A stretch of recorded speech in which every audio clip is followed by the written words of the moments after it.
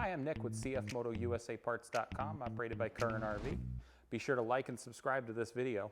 Today we're going to show you how to put on the plow markers. First, you're going to insert the plow marker into the holder, tighten down. You're going to add the ball to the top of the mount.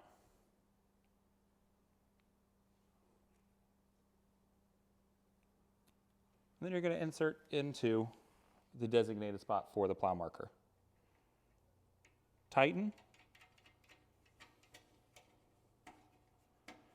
And then repeat on the other side.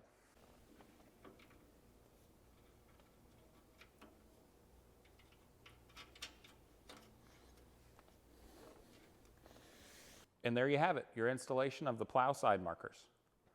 Like and subscribe this video for more videos just like it. And for all your parts needs, CFMotoUSAParts.com, operated by Curren RV. I'm Nick Moser.